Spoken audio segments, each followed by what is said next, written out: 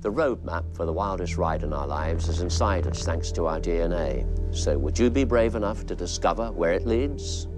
12 New Zealanders have, and they're about to find out what really runs in their blood.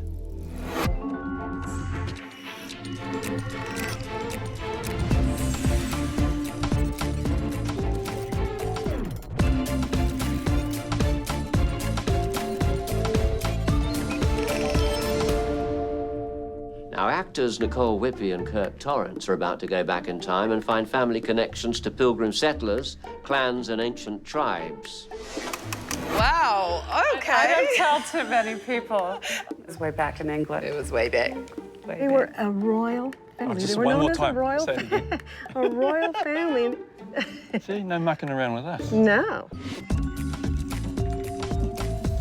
By choosing to decode our DNA, we can uncover family connections that have become lost in the mists of time. But the markers in our DNA can reconnect us to that past and newfound relatives all around the world. Actress Nicole has several twists in her family tree that testing can help to iron out. But before we reveal all that, let's hear what she knows of her family history.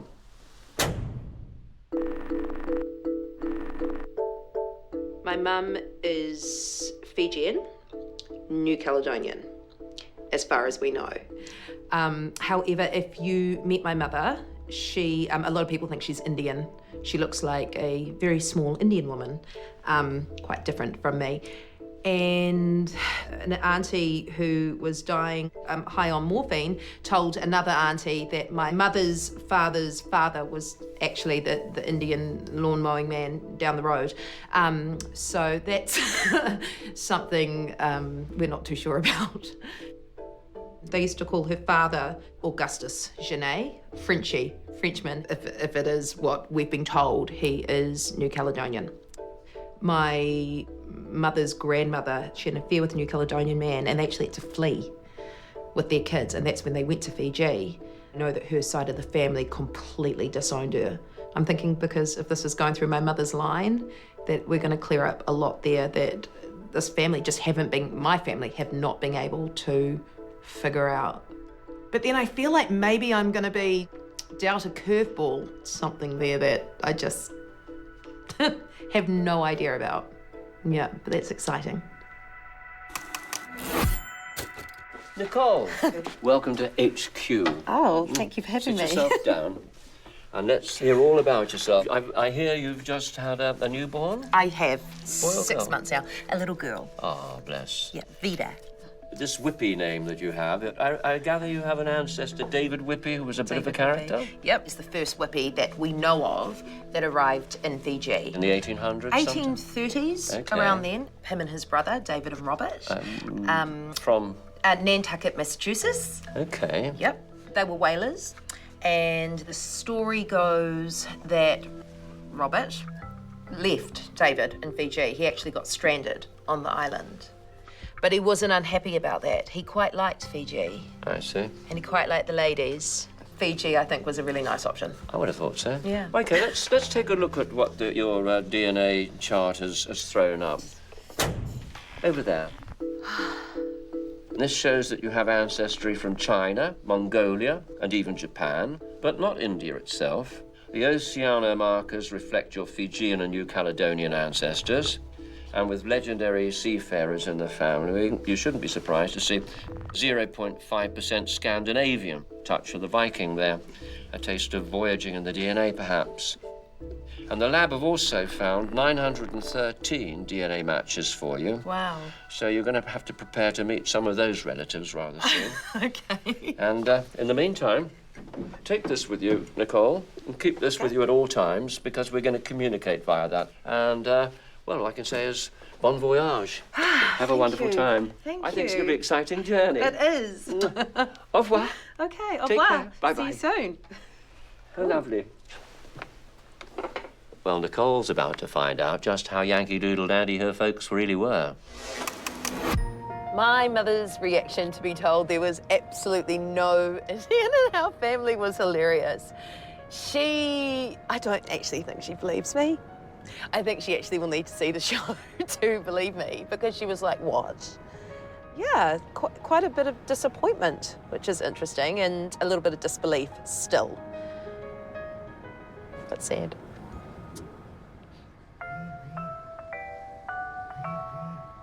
Look, sorry to interrupt, but I've got news that involves shopping. Aha, got your attention now, haven't I? You're descended from an ancestor by the name of Macy. Former whaler, Roland Hussey Macy, started a store with a red star for its logo. And that star was the tattoo he had on the back of his hand.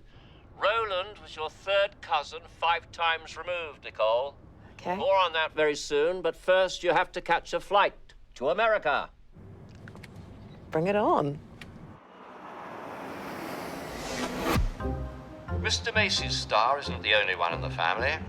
Head to Hollywood Boulevard and wait for instructions. Don't get too distracted by the bright lights. I need your full attention now, okay? Now you're facing in the right direction, and I want you to take a further 10 steps forward and then look down. Okay. 1, 2, 3, 4, 5, 6, 7, 8, 9, 10.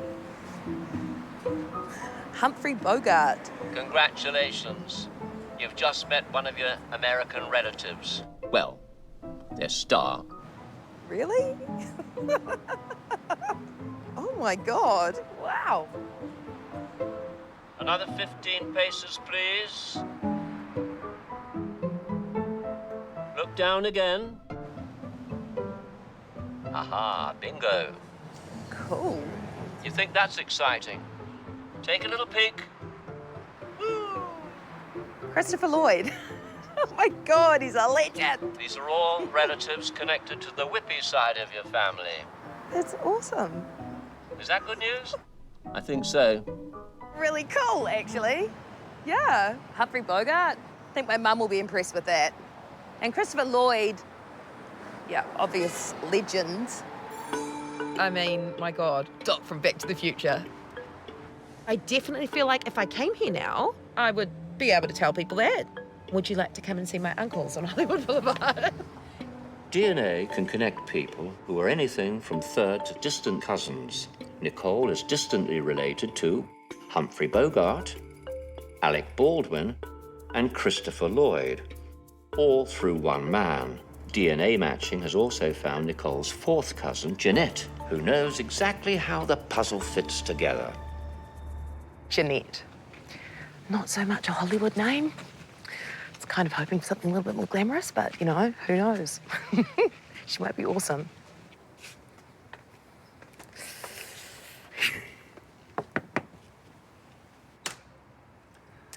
Hello, welcome to America. Hi. My cousin. I'm Nicole. Hi, Nicole. Hi, nice to meet you. I'm Jeanette. Hi, Jeanette. Such a pleasure. Please come in. Thank you. Wow, look at this. Yeah, isn't it beautiful? Coming up, Nicole discovers the legacy of a relative lost overboard on the high seas, while Kirk is about to discover he's got connections to the great bard himself. That is what's left of the actual Macduff Castle. Who actually did fight Macbeth? Yes.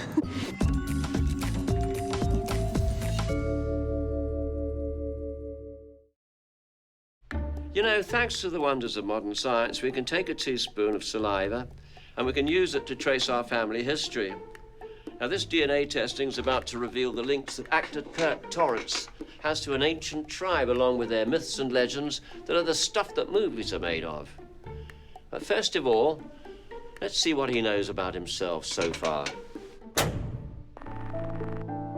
yeah, we grew up in Dargaville, and you know, you're Maori or you're Pākehā. If you're Pākehā, you're Dalmatian or you're English or Scottish, you know, something like that. No, I grew up as quite a sensitive kid. Well, you know, I grew up in the 70s, so staunch was just becoming a thing. If you're a sensitive kid, you know, you got your beans.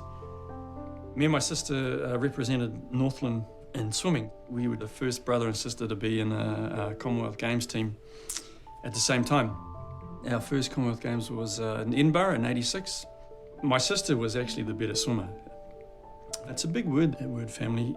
It's something that's a protection for you, and it's something that gives you the ability to be able to do the things that you want to do without letting your feet leave the ground. I reckon my DNA will tell, I think it's pretty standard, actually. My mum's from Whitehorse, so it'll be the whole Māori thing through Raro, Tahiti maybe. Dad's Scottish, so, there might be a few surprises there, but I don't think there'll be too much.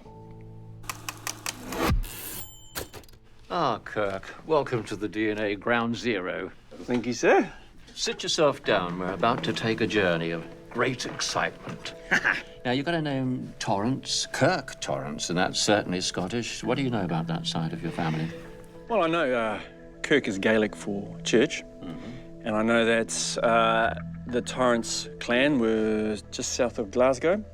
Torrances came through Dunedin, like every other Scottish person. I can't remember my grandfather, on the Torrance side. He died when I was pretty small, and I sort of vaguely remember a lot of strong Scottish-sounding women that I bumped into as a young person. Well, we've got a roadmap of your DNA around the world showing you where your forebears came from. Let's have a look at that. Are you ready? Yes. Cool. European DNA markers from your father's side there. And you also have East Asian markers. Your Polynesian ancestors migrated through Southeast Asia, Melanesia, and into the Pacific. And you have the slightest DNA traces from Africa. Yes. That's how come I can dance. Look at that. That's 3/4 of Africa. We've kept a few results up our sleeves. You'll find out about that on the road. And comparing your tests with global results has given us 915 genetic matches for you. I want you to take this, and you're going to go off on your way, and we'll give you some more details. And happy travelling. Thank you, sir. Nice to meet you. It's a great pleasure. Bye-bye. Bye-bye. Well, he's going to look the part in a kilt, there's no doubt about that, but it's not the obvious heritage that's going to surprise Kirk, as we're going back thousands of years to a place he could never imagine that he'd be connected to.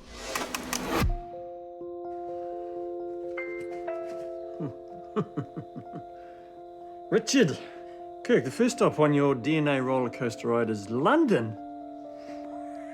I haven't been to London for about 11 years, so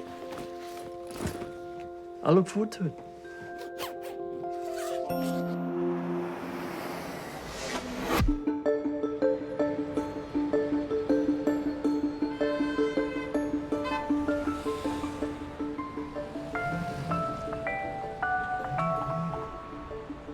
Kirk, find Big Ben, cross the river, look for a lady holding a daffodil, and you'll have found your first DNA connection. Break a leg. I have no idea what the connection is to London, really, other than Uncle came here one time as a clown when he ran away and joined the circus of Whitehall. But, could be anything. Oh, there you go, the lady with the daffodil. Hello, how are you? I'm good, thank you. I'm Kirk, nice to meet you. Nice to meet you. I'm Sharon. Hold hands. I'm your fourth cousin. Hey! Hey, cuz. Wow. So you're Scottish? I am. That's confused you, being in London. Yeah. So are you related on my mum's side or my dad's side? Dad's side. Yeah, nice to meet you. The DNA detectives have studied both family histories, and Kirk and Sharon's relatives had links to the villages of Fife and Dysart in the 1600s. The amount of DNA they share confirms that their families are likely to connect around 300 to 400 years ago. I'm a Dalrymple, that's my surname. Dalrymple. And you got a couple of photos there? That's my dad from the Dalrymple side. Built like my dad, just around the jawline. From the DNA testing, we know we're fourth cousins. That can sometimes be a generation out. So I thought, well, I'll go back. I'll go to 6th, 7th before that on that line, which is your dad's line and my dad's line. Back then, basically, the two main families were the Dalrymples and the Beatsons. Yeah, the Beatsons had castles and money in the family back then. I don't know what happened to it, but... Well, none came my way. No. And... the Macduff Castle. This one, Macduff Castle. This is where the Dalrymples are from. That is what's left of the actual Macduff Castle. Who actually did fight Macbeth. Yes. It's amazing. I didn't do very well at school. And one of the things I do remember was our English teacher putting on Macbeth. And that's the only thing that I remember vividly from school. I grew up a little bit in my early 40s, I think it was. I wrote a play called Flintlock Musket, and the structure of it is Macbeth, but it's set in New Zealand. Yeah, everything's so close, eh? Yeah. Nothing's very far away. Yeah. My youngest brother's an actor. Is Got he? a cousin that's an actor. It kind of runs in the family. Will Starr, as it says, they're the daddy of them all in terms of accordionists. Something else from the family history. He was famous. I don't know if I was made to play, but I remember learning in the primary school and could play it. But I was sick of lugging the blooming thing home from school every day. Yeah. Yeah, my brother plays the accordion, and so do all his kids. Even the little one's got a little mini accordion. This one here's my grandmother, and that's her dad. Oh. They used to have a stage act, The Strong Man in Little Nell. And were quite regularly on stage, and even during the war, they used to go round to entertain the troops. Yeah. And my gran used to have to pretend to be a boy because girls weren't allowed in the... I'm sure the creativity definitely runs in the family. I had a general idea about the Scottish side, but you just want to know that a little bit more and puts personalities to stories and little bits of colour into this big tapestry, and you get to stand back and have a look and go, wow, it's fascinating, you know, that this time to there, to that, to there, to this. Yeah, it's surprising how small the world is. Yeah. And how you never know who's walking behind you, could be your relative. You know, we would have passed. I don't know, we may have even walked past each other at some stage and not known. Yeah. One of my favourite Shakespeare plays is Macbeth. It's something that's stuck in my mind to find out that there's an actual connection there, you know, like connection running through us both. It was fantastic. Hello there, Kirk. Cousin Sharon's accent's a big hint about your next port of call. Head to the Scottish village of Dunbar, because another batch of your grandsesters are at the very heart of battles and feats of bravery that are going to blow your socks off. Meanwhile, Nicole's about to find out she has a White House connection or two. Oh, dear. I'm sorry if you're a Republican, but I'm so not.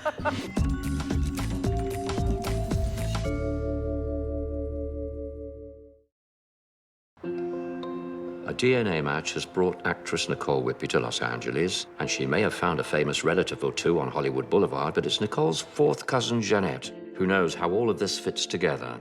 And their families connect right back to the founding of America. My oldest cousin, she has been doing the genealogy for 40 years. We were able to connect you to Massachusetts through genealogy, and then through the DNA, we knew for sure that we were and are cousins. Yeah. The families came from the same place, Plymouth. That's where the Mayflower was. Okay, yep. And you also have Mayflower relatives. Okay, someone who came over on the Mayflower. Wow. And so they were here for the first Thanksgiving. Wow. Far out. So these are the documents here. Your ancestors were John Howland and Elizabeth Tilley. Thank you. Wow. Oh, yes, here we go. John Howland. He fell out of the boat. Howland overboard. Nicole, or shall I say, hi there, Pilgrim. Your Mayflower relation, John Howland, is also the subject of a painting by a very acclaimed maritime painter. His lineage links you to an American president, Roosevelt. Not only him, Ford, Nixon, Bush Sr. and Jr. Oh, dear. I'm related to Bush. I was going to say, I'm sorry if you're a Republican, but I'm so not. Wow, okay. I don't tell too many people. Oh, no, I can't tell my husband But that. it was the Bushes from England. Okay, good. So this is the famous painting. Howland fell overboard during a storm and was almost lost at sea. But luckily for his millions of descendants living today, he managed to grab hold of the topsail halyard. Halyard. Thank you, sailor. Giving the crew enough time to rescue him with the boat hook. He survived it. He survived that. The seas look quite unfriendly. I imagine it was, yeah, terrifying. And then, lovely Elizabeth. Elizabeth Tilley. William Bradford in the falling overboard incident refers to Howland as a lusty young man. Bit of a catch, eh, Elizabeth? Yep. Wow. John Howland was the great-great-great-grandfather of Nicole's Fijian relative, David Whippy. Their families were part of a Quaker community in the Massachusetts Bay Colonies, where the English Pilgrims settled when they first arrived in America. There's a document of 300 pages of your descendants. Whoa. I really am related to half of America around here. Yeah. Wow. Yes, you are. You're American. So I'm coming out to Fiji and New Zealand. Are you I really? have been wanting to for so long. I was going to say, have you been to Fiji? I have a whole bunch of cousins there, I You hear. do. It's amazing. You'll love Fiji. It's beautiful. I'm sure I would. You have a rich heritage. You're from the line of Mayflower. It's amazing. Yeah. And George Bush. Not that close, though, right? No, not that close. It was way back in England. It was way back. Way back. She was fabulous. All these stories that make you who you are. She knows them all. And now I do, you know.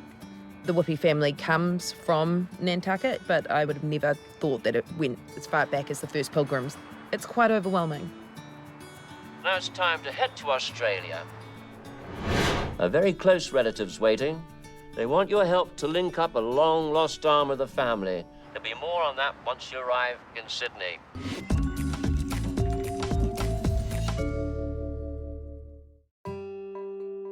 Actor Kirk Torrance is in Dunbar, Scotland.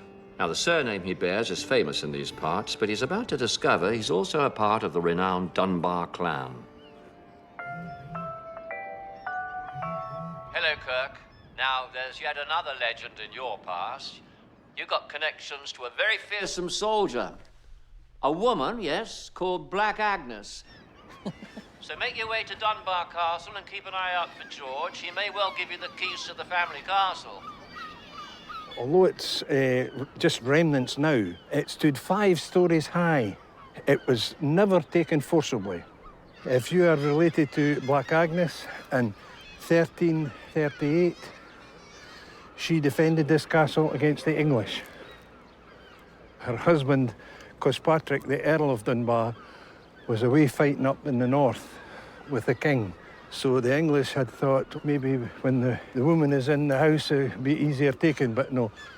She, in her own right, was very, very aristocratic. The lineage is there. Great. Now, none of Black Agnes's children survive, but you do connect via the niece she raised as her very own. So that makes Agnes your 21st great-grand-aunt. Are there any Dunbars left here? Not many here. After the Battle of Dunbar, in 1650, the battle was lost. There was 10,000 prisoners, and they were marched down to England. Eventually, they were transported, and there's a famous place in Massachusetts. If you go across there, they'll tell you more about the Clan Dunbar than what we can, because our history, they went away, and they went to the new lands, you know, Australia and latterly to Europe. Maybe that's where it came from, I don't know. But that's where it is. They got dispersed all over. It was so they didn't fight again. Yeah. A lot of rebellious people in Scotland, you know. So. Yeah. They didn't want them getting their wind up again. Nah, well, that's right. It's a wonderful thing to know. When you think that you have no connection to any sort of historical thing, or, you know, you're so far away from everything, and then you discover that 20 generations ago, you're that close to it. It doesn't take much to be connected to everything. It's a great reminder that, you know, no man is an island. I'm sure you're dying to meet a real Dunbar, and we found a true clanswoman to tell you all. So prepare to travel to the Wild West, Tucson, Arizona, to be precise. Coming up, Kirk's Dunbar DNA links him to a relative whose kin got tied up with that gunfight at Tombstone, while Nicole finds a banished relative who's going to unlock a whole new family for her in Australia. Oh my God, it's so awesome.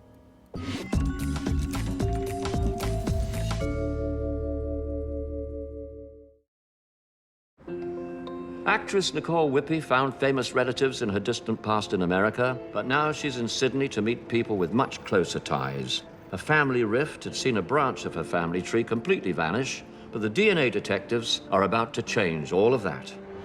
Hello, Nicole. Now head to the park near the Harbour Bridge and find this bench. There you're going to find a dossier on a relative of yours, a Mr. Henry Chamberlain Russell.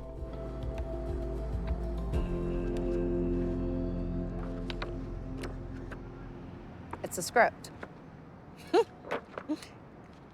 Getting away with murder, the intriguing case of the diabolical assassin.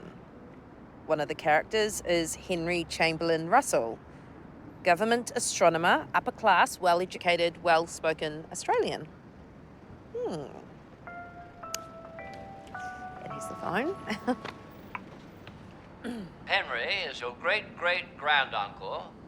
He was born in 1836. Relative. Henry's my relative. Okay. Head inside the observatory behind you. Your relative Gail is waiting there to tell you more about all that. Okay.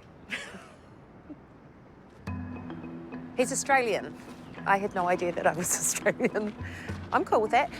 He's also a very highly respected astronomer from the 1800s.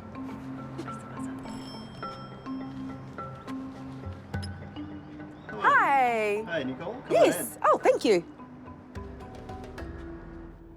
He travelled to the International Astrophotographic Congress in Paris on behalf of the Australian government. This guy is the real deal. He's like, you want to be related to him. He's awesome. Hello, Nicole. Hello. I'm Gail. Gail, yes. Nice to meet you. How are you? I'm very well, thank you. And you? I'm very well. Good.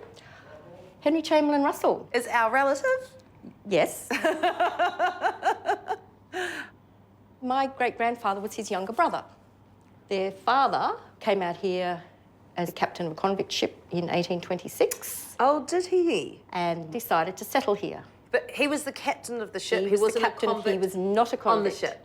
We take note of that. Yes. He then became a member of Parliament in New South Wales. Wow. His children all had successful careers, I suppose. Henry Chamberlain probably being the most famous of them all. He had a fascination for mathematics. He got a job here at the observatory when it opened in 1858, doing scientific calculations. In 1870, he was appointed the government astronomer, a position he remained in for 33 years. He died in 1907, the same year as Frank Russell died, my great-grandfather. He wrote many scientific papers and attended conferences all over the world. He started the weather maps in the newspaper here in Australia. He was the first to come up with that idea of publishing the weather maps in the newspaper. Really? I'm fascinated by that. I think I would have liked to have met Henry Chamberlain Russell. A very fascinating man. There was an attempt on his life around about 1890. Why? I don't know why. Somebody sent him a parcel bomb, but it didn't go off when he opened it. But so, could you think of any reason why anyone would want to do that to him? I'd hardly think the government astronomer would be a threat to... unless he'd upset some other scientists, perhaps. Wow. So that's, in a nutshell, Henry Chamberlain Russell. He's a pretty prestigious man, isn't he, in Australian history? Turns out I have quite a few quite prestigious people in my family. Some of them I'm more proud of than others. Yeah. I can tell you about that later. I'm going to claim him. Good. He's a smart guy. He was a very smart guy. Oh, dear. Yeah, well, a lot of the instruments here at the observatory, Henry either invented or built or imported. I'm really inspired by my ancestors. That's what I've discovered. This was Henry Chamberlain Russell's office. And knowing all this information, I'm really proud to come from that stock. It makes me feel like, you know, life is bigger. I have discovered that the devilish parcel contained a, and he spells it out, B-O-M-B, yes, a bomb. That one of his disgruntled staff, according to this play, left in his office. Please do not worry, I have disarmed the device and rendered it most harmless. Very smart man. The police fingered the office boy, George Faithful, for planting the bomb, which was made from blasting powder packed into a ginger beer bottle. But the case didn't stick, so it remains unsolved to this very day. Now, Kirk's just learned that he does connect to the Dunbar clan, but what with wars, pestilence, and plague, that means Dunbar descendants are very thin on the ground in Dunbar in Scotland. So the DNA detectives have discovered a relative for him to meet in Tucson, Arizona. I'm going to meet someone with some sort of Scottish background in the middle of desert land America. I can't believe it. Wait, somebody in a hat. Hello. Oh, hi. You must Hi. be Kirk. Nice to meet I'm you. Monica. Nice to Monica meet Dunbar you. Smith. Nice to meet you. Hello, Monica Dunbar Smith. My name's Kirk Torrance. And I understand that you're a Dunbar too. Well, I've only just discovered that. You could almost be a little bit like a Maori. Oh, Like yeah. Yeah. Well, I have a lot of Native American ancestry myself on my mother's side. The other side of my family, of course, is from Scotland. But I only found this out because my great-grandfather's brother was a census enumerator in 1880 in Tombstone. Did they know Wyatt Earp? They did. In fact, they sure did. In fact, I'll tell you a little story about that. Yeah, tell me. Take a seat and tell me I have about some my pictures. cousin Wyatt. Your cousin Wyatt. Well, actually, they were on the other side. But it started out at the Dunbar Corral. And then they went across the way over toward the OK Corral. It was never at the OK Corral. The whole battle started at the Dunbar Corral. And that was my great-grandfather's corral. So that's how our family was connected into that scene at Tombstone. The rest is history, as they say. Oh, you don't see that in the movies. But to go a little bit for the Dunbar connection, besides the corral, there are quite a few other Dunbar families, you know. The Dunbars sort of disbanded, didn't they? They did. They dispersed throughout the world, actually. Yeah. So that's how you ended up. Your Dunbars ended up in New Zealand. Ours ended up in the Southwest, and people are just scattered far and wide. Yeah, almost 20 years now I've been involved with the Dunbar clan. We were the first Dunbars to come back to Dunbar because there were 0 Dunbars in Dunbar. We were honored like long-lost family. Yeah. We actually had a parade with all of our tartans and our kilts and all of our Dunbar your paraphernalia, regalia. all of the regalia, our coat let's of have a arms. look. These are the colors. Wow. It's a very nice tartan for Christmas time. Red and green. Well, that's fantastic. So there it is. The Dunbars were a very, very powerful family. The Dunbars were not a clan initially, they were a royal family. One of the Dunbars, Sorry, say that again. they were a royal family. just They were one known more as time. a royal, Say it again. a royal family, and they were descendants from Crinan the Thane. The Thane means the king. Crinan the king was one of the first of this line of people that ended up becoming Dunbars. But one of the ancestors also of the Dunbars was Margaret, Saint Margaret, Queen of Scotland. She was a Dunbar, yes. So it's a very powerful family. We're distinctive. Yeah, see, no mucking around with us. No, we won't have that. Yeah, no. Amazing, thank you. Here's a hug. Absolutely. Nice to meet you. Nice meeting you. There you go. Hey? Nice. She had a great amount of knowledge that she wanted to share about the Dunbar family, which was fantastic. She was almost like, you know, those born-again Māori. She was like a born-again Dunbar. And she had all this stuff to want to convert me with. She didn't have to talk too hard because I was totally there. And she just seemed a very open-hearted and generous woman.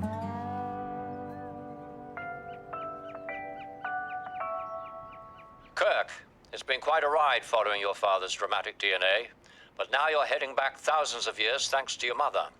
Head to where The Lone Ranger was filmed and all will become clear. Kirk's DNA has tiny traces from his mother's ancient ancestors who were part of the B haplogroup. His mother's clan lived in Asia, but they had a bit of a taste for travel and the warmer climes of the Pacific seemed to appeal to some of them, so they headed out that way. While others put on their woolies, toughed it out, and went through Siberia and on to America, which is how modern-day Native Americans and Polynesians come to be distant relations.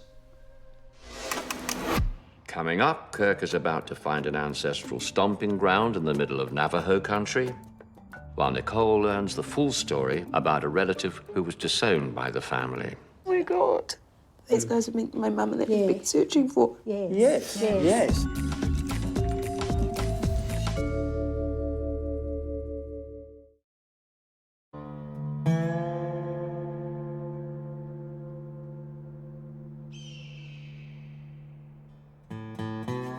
I never thought that I'd end up in a desert. Never. This is an amazing place. This vista opens up towards you and you think, holy haka. You know, it does stir up a little bit of something in you. Hello, Kirk. Now, if you're wondering why you're in Monument Valley, it's because ancient DNA connections link the Navajo to Polynesian cultures. So if you head west, you should bump into John. 93% of his DNA is East Asian and Native American, so he knows the songs of the past. For us Navajos, we came about this area around about 1500. We came from Asia, they say. Went across the Bering Strait into Alaska, Canada, here. Some even went further down south from here. They call us the nomadic people that never settles, always moving. Polynesians moved about quite a lot too, you know, except that we did it in an ocean. The body has given to you just for a little while. At one time when you were born, you step your bare foot on this ground, you made your mark there, and that's how this Mother Earth recognized. The earth for us is called Papa Tūnuku. It's the female, and the sky is called Rangi Nui, and that's the father. In between, they lay so close together, the children, they were in darkness the whole time. And then one of the sons, called Tane, pushed them apart and created light and made the world and stuff. Lots of similarities, eh? The interesting thing about meeting John, so he is someone who was born and bred desert. It's just seeing him so part of it. He's like this Tūturu desert guy. I'm Polynesian, and I feel like I'm this Tūturu ocean guy. And the passion is the same. Valuable thing to Māori was a stone called pounamu. So this is a piece of pounamu. We've got a piece of pounamu for you. Oh, wow. Yeah, it's quite important to us. So it's from the South Island of New Zealand. Wow. This is awesome. Thank you. We do this thing called, it's called a hungi. Ah, Yeah. okay. You want to try that? Want to try a hungi, bro? Okay. And come in, forehead, nose, touch. Yeah. Ah. So we shared breath. Oh, I see, So we're I see. connected. I never done this before. So you're a hongi virgin. Okay. I just deflowered your hongi, bro. And you're the opposite of mine. Yeah, I'm a hongi slut. Yeah, cool. Right on. Cheers, let's go get a coffee. Eh? Everybody wants to know where we come from and who we're related to and how. Everyone's interested in their whakapapa. But to know it thousands of years ago, back to the Navajo stuff, finding that you're related to this magical place, that's the fascinating stuff. If you can travel back in time with this DNA technology, you know, it's a fascinating trip. It's pretty special.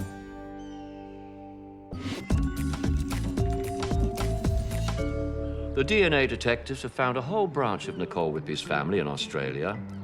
A family rift had seen them fall off the family tree, but all that's about to change. Hello, good morning. Look, follow this map, and you'll find a man named Trevor Watson waiting for you. He wants you to help him heal a rift created when your great-grandmother was publicly outcast from New Caledonia, just for following her heart. This must have something to do with my great-grandmother, Melanie Soulard. She had an affair with my great-grandfather, Eugene Janae, and they had to flee to Fiji. My mum and her sisters have been back to New Caledonia, tried to make contact with the Soulard family, but they've never really had any luck. Hi. I am. I'm really nervous. Hi, Nicole. Hi. I'm Trevor Watson. Hi, Trevor Watson. Cousins Helen and Louise. Helen, nice to meet you. Yeah, we are DNA related. Yay. Great. Fantastic. Let's go. Should we go in? Yeah. Nicole's great-grandmother, Melanie Soulard, was married to a man named Harry Watson, and Trevor and his family are descended from their children, while Nicole is descended from Melanie and Eugene Janae's children. So that's Harry Watson as a younger man. Oh, yeah. They had 3 children in New Caledonia. Before Melanie and Eugene eloped, There was a 20-year age difference between Harry and Melanie. And maybe Melanie wanted a bit more of a life than what he was able to give her. I thought so it works maybe, out yeah. that your mother and myself would be on the same plane, granddaughters of Melanie. Wow, that's amazing. You're all the same cousins. Yes. My mum went back to New Caledonia with her sisters because they're trying to find out more about Melanie and her family. They've had a lot of trouble and they just have come up against walls. Yes. Yeah. Melanie was ostracised by the families. They didn't want to know anything That's about what her. I They didn't heard. want to, yeah. That was a disgrace that she brought on a family. Here we have Harry and Melanie. Wow.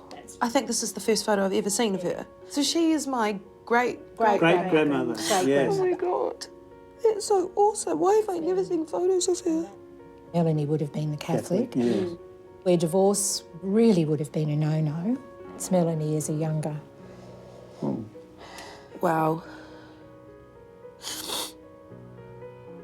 That is incredible. I've never seen, wow. My mother wouldn't talk about this at all, because as far as my mother was concerned, she left the family. William, Harry and Emma. And Emma. Emma's my mother. And Emma's your mum. Yeah. So my nan sitting the little girl. They were the 3 children that she left behind. We wonder how a mother could leave I know. children. I know. But- It being a mum. Yeah. I know Yes. that. Yeah, well. Oh, wow. These are amazing. Oh, sorry. Quite emotional. Just seeing her. And I feel really sorry for her. It was always such a romantic idea in my head that she'd fallen in love with someone else. I didn't even consider that she'd left 3 kids. No. That you would. Yeah. When I said, oh, wouldn't it be lovely to go to New Caledonia? My mother said to me, oh, Helen, look, I'd leave just well alone. She didn't want me to be hurt by the Soulards in case they didn't accept me. But I've been to New Caledonia and they were very welcoming with me and they contact me still. And this is what these guys have been, my mum and that have been searching for. Very exciting for us as well because we didn't know anything about the New your Zealand, side. Fijian side All at we knew all. was Melanie went to Fiji or Tahiti and not a great deal was known. Oh, that's so amazing. It's a jigsaw, it makes it exciting. Yes. So you're on Melanie's side, Stephen Timmins was a convict. I knew it. So these are all Australian people that you're all DNA related to. I know. I mean, this whole DNA thing, you know, that this is how we've connected up. This is the science of it. It's just like a key that's opened a door. I just feel like the whole world's about to open up for a lot of people, not just me. The last conversation I've just had with my cousin, Louise, who actually is my cousin, which is so cool, was that one of the Soulards in New Caledonia went to Suva, Fiji, just recently, trying to track down us. So that's pretty cool. I know that for my mother's family, it's a pretty big thing. I wish I could meet Melanie Soulard and ask her what happened. She was a real survivor. That's what's come out of this. But it's kind of like in our blood. What comes across with my ancestors is how brave and courageous they were. They weren't afraid of the world. They just did it all in a time where that wasn't easy. So obviously John Howland came on the Mayflower, one of the reasons why I'm related to half of America. Henry Chamberlain Russell, a esteemed astronomer. I'm really proud of them. And just being able to pass on those stories now to my daughters. I mean, they live on. Following marker connections can lead us to surprising places and family long lost to us. The DNA Detectives is proving that we all have a cocktail coursing through our veins, and yet it's just a matter of deconstructing the recipe. So why don't you join us to see who's going to be curious enough to take the test next week?